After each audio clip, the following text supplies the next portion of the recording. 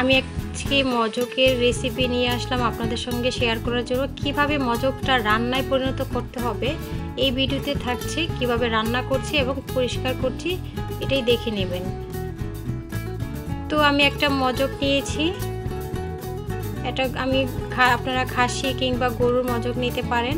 এই মজকটাকে আমি আধা ঘন্টার জন্য ভিজিয়ে রাখবো, কারণ এখানে অনেক রক্ত থাকে, শিরা উপশিরা থাকে, রক্ত থাকে, এগুলো হচ্ছে ক্লিন করতে হবে। কারণ আপনারা সহজেই কি করেন, গরম সিদ্ধ করে নেন, সিদ্ধ করলে কিন্তু রক্তগুলো বের হয় না, উপশিরাগুলো বের হয় না।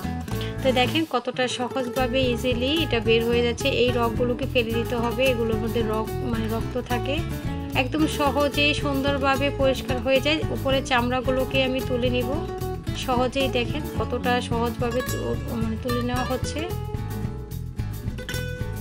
একটু সময় নিয়ে সুন্দরভাবে ক্লিন করতে হবে।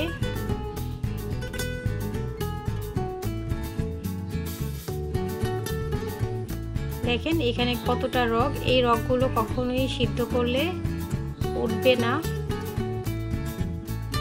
আপনার আগে থেকে এগুলোকে পরিষ্কার করে ভালোভাবে চামড়াটাকে সরিয়ে দেন, সিদ্ধ করতে হবে। না সিদ্ধ করলে হবে এই পর্যায়ে আপনারা কেটে রান্না করতে পারেন। দেখেন কতটা সহজে, কত ময়লা থাকে এই মজকের মধ্যে, কত রগ উপশিরা থাকে, সহজেই উঠানো যায় এগুলো। দেখেন আমার পানিটা কিন্তু একদম লাল হয়ে গিয়েছে, কারণ আমার রক্তগুলো সব পানির মধ্যে লেগে গিয়েছে। একদম পারফেক্টভাবে পরিষ্কার হয়ে গিয়েছে আমার মজক। তো এই পর্যায়ে আমি ভালোভাবে কয়েকবার ধুয়ে নিব, পানি চেঞ্জ করে ধুয়ে নিয়েছি। এখন চুলায় জাল করে নিব, 5 মিনিটের জন্য সিদ্ধ করে নেব। আমার বলক চলে এসেছে, একদম ভালোভাবে সিদ্ধ হয়ে গিয়েছে। এখন আমি ঠান্ডা করে এইভাবে পিস পিস করে ছোট ছোট টুকরো করে কেটে নেব। এইভাবে রান্না করলে খুবই মজা হয়। অনেকে অনেকভাবে করে, হাতে কচলিয়ে একদম মাখা মাখা করে, অনেকে পাটায় বেটেও করে, বাট আমরা এইভাবে করি। এভাবে রান্না করে খেলে অনেক ভালো লাগে, দেখতে যেমন লোভনীয় হয়, খেতেও অসাধারণ হয়। আপনারা এইভাবে করে দেখবেন, খুব ভালো লাগবে। আমার সবগুলো ছোট ছোট করে কাটা হয়ে গিয়েছে।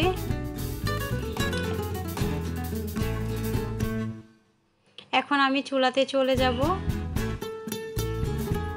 চুলাতে একটা কড়াই বসিয়ে দিয়েছি। এখন পর্যাপ্ত পরিমাণ তেল দিতে হবে। মজক যেহেতু এখানে কোনো চর্বি নেই, একটু তেলটা পরিমাণে বেশি দিতে হবে। তেলটা গরম হয়ে আসলে আমি এখন দিয়ে দেবো আস্ত কিছু গরম মশলার গোটা, এলাচ, দারচিনি, তেজপাতা, লং। এখন দিলাম কিছু পেঁয়াজ কুচি। এখন দিয়ে দিলাম স্বাদমতো লবণ। এখন দিয়েছি রসুন পেস্ট, আদা পেস্ট, সবগুলো দিয়ে ভালোভাবে ভাজা ভাজা করে নিব তেলের সঙ্গে।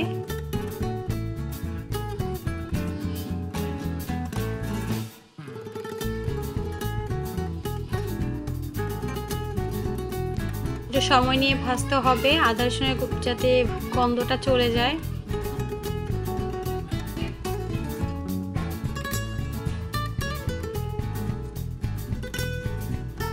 এভাবে ভাজা ভাজা করে নিব সময় নিয়ে। আমার ভাজা হয়ে গিয়েছে।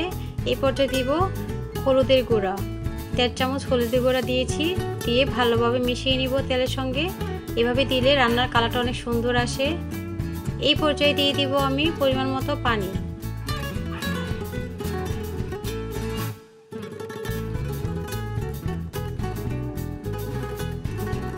এখন একটু ভালোভাবে মিশিয়ে নিব। এই পর্যায়ে দিয়ে দিব মরিচের গুঁড়া, 1.5 চামচ মরিচের গুঁড়া দিয়ে দিয়েছি। এখন দিলাম 1 চামচ ধনিয়ার গুঁড়া, 1 চামচ জিরের গুঁড়া দিয়ে ভালোভাবে মিশিয়ে নিব।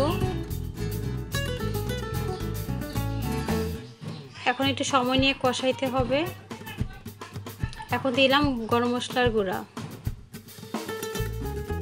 সবগুলো উপকরণ দিয়ে ভালোভাবে মিশিয়ে কিছুক্ষণ কষিয়ে নিব।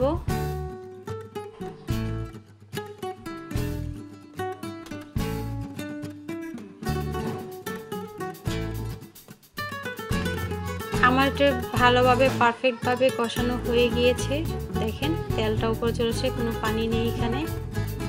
এই পর্যায়ে দিয়ে দিব মজক, দিয়ে ভালোভাবে নেড়েচেড়ে মিশিয়ে নিব মশলার সঙ্গে। হ্যালো এভরিওয়ান, আসসালামু আলাইকুম। This is Tania Akter blogs by Tania থেকে তানিয়া বলছি। ওয়েলকাম জানাচ্ছি আমার চ্যানেলে সবাইকে। আমার এটা ভালোভাবে মেশানো হয়ে গিয়েছে, খুব সুন্দর একটি পারফেক্ট কালার আসছে। ক্যামেরাতে ধরা পড়ছে না, জানি না কেন। একটু সময় নিয়ে ভালোভাবে কষিয়ে নিব, মশলার সঙ্গে ভাজা ভাজা করে নিব।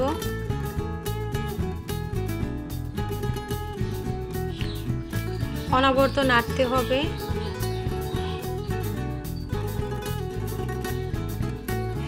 আমার ভালোভাবে ভাজা ভাজা হয়ে গিয়েছে মশলার সঙ্গে, দেখেন।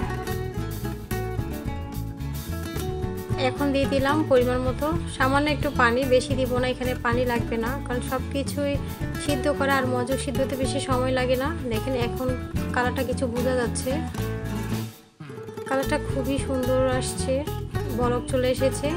কারণ যেহেতু মজক লেগে যাওয়ার সম্ভাবনা থাকে, একটু নাড়ায় রাখতে হবে একটু পরপর।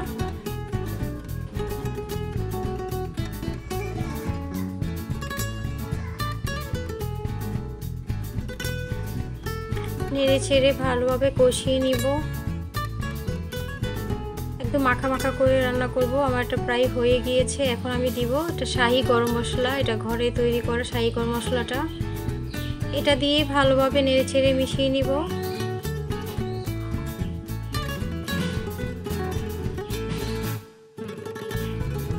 এই পর্যায়ে দিয়ে দিব দুটো কাঁচামরিচ।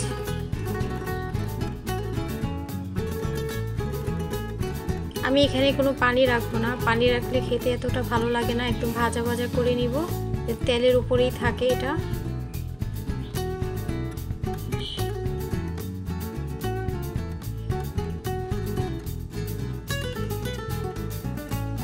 একটু পরপর নেড়ে ছেড়ে দিতে হবে। দেখেন আমার এটা হয়ে গিয়েছে। এখন আমি সার্ভিং ডিশে তুলে নেব। দেখেন গাইস কতটা সুন্দর এবং লোভনীয় মাখা মাখা হয়েছে।